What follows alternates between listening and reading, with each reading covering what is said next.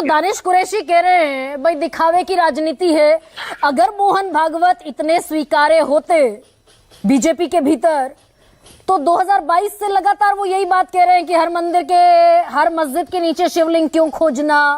आज फिर ये कहने की नौबत आ गई अगर स्वीकार्य होते तो, और अगर ये सच होता कि बीजेपी आरएसएस का एजेंडा कैरी फॉरवर्ड करती है तो ये सारी चीजें बंद हो जानी चाहिए थी, या फिर ये अंदर की भीतर की strategy good cop bad cop की भी है जो सुरेंद्र जी कह रहे थे। देखिए, अभी आपने जब सिन्हा साहब से बातचीत शुरू की थी तो जब आप उन्हें क्रॉस करके योगी जी पर ले आई तो फिर वो योगी जी को भी ठीक ठहरा रहे थे और भागवत जी को भी। हाँ। अब ये बात सुनने में कैसे एक जैसी लग सकती है?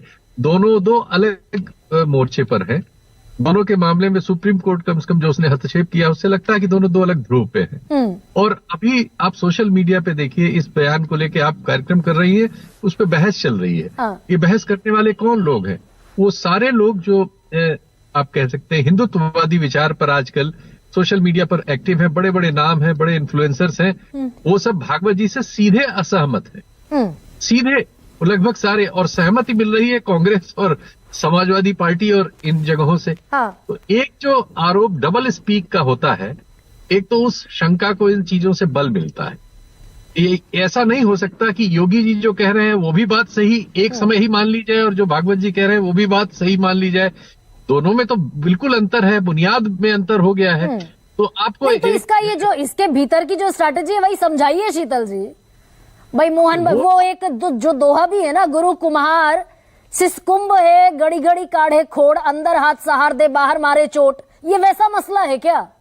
नहीं, वो अमल में हमें देखना होगा ना कि जब हम वाइस चांसलर चुन रहे हैं, प्रोफेसर चुन रहे हैं, नौकरियों में लोगों को रख रहे हैं, तो हस्तक्षेप कहाँ जा रहा है? तब हम पा रहे हैं कि वो जैसे आपने एक सवाल कर भी लिया था कि भाई माइनॉरिटी का क्या रिप्रेजेंटेशन है अगर आप सबका साथ सबका विकास लेके चल रहे हैं। कितने लोगों को आप उसमें अपनी पार्टी में चुनाव में टिकट देते हैं या जिताते हैं या हिस्सा देते हैं? ऐसे ही बाकी लोगों के लिए है। क्योंकि ये जो शिकायतें हैं वो इसी बात पर है। अच्छा, लेकिन शीतल जी आरएसएस की कोई मान नहीं रहा या आरएसएस भी नहीं चाहता कि कोई माने? ये सिर्फ एक फौरी कवायद है। बहुत सरल नहीं है इसका उत्तर देना, क्योंकि ये बहुत समय से ये सवाल फंसे हुए हैं, गोलवलकर साहब के समय से फंसे हुए हैं। हाँ। कि स्त्रियों के बारे में राय, जो वर्ण व्यवस्था है उसके बारे में राय, भारत के जो सांस्कृतिक मूल्यांकन है उसके बारे में राय, हमारे अतीत और इतिहास के बारे में राय, इन सब बारे में जो राय हैं जिनमें अंतर्द्वंद हमें दिखता है दो तरफ से, तो वो जब इस तरह के सवाल आते हैं तो हम फिर कटघरे में खुद ही हो जाते हैं। क्योंकि हम पहले अगर भागवत साहब का बयान ज्यों का त्यों ले तो लगेगा बहुत ही प्रोग्रेसिव है, मॉडर्न है, आज के जमाने में हिंदुस्तान की जरूरत के लिए दिया गया है।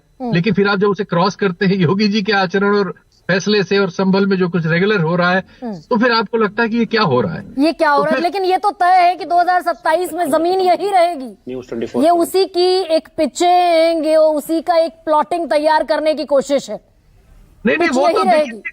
मैंने आपके कहा ना कि देखिए बहुत एक नोन अकाउंट है अजीत भारती साहब का। हाँ। आप देखिए इन पे मुकदमा हुआ तो यूपी की पुलिस खड़ी हो गई कर्नाटक की पुलिस को रोकने के लिए। और कर्नाटक की पुलिस उनके घर में एंटर नहीं कर पाई। वो लिख रहे हैं, भागवत जी आपने मुझसे सार्वजनिक तौर पर कहा था संघ ने हिंदुओं का ठेका ले रखा है क्या?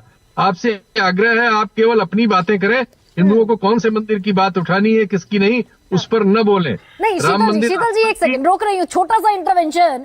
ये 27 की जमीन तैयार हो रही है या फिर मोहन भागवत की ताकीद का कुछ असर दिखेगा? नहीं, जमीन तो वही तैयार हो रही जो आप समझ रही हैं, मैं समझ रहा हूँ, और जिसको समझना है वो सब समझ रहे हैं। लेकिन मोहन भागवत जी इस तरह की बातें करते हुए हमें मिलेंगे, और लेकिन नीचे उनकी बात कोई सुन नहीं रहा होगा, इसलिए मैंने वो रेफरेंस पढ़ा। तो नीचे कोई सुन नहीं रहा होगा या फिर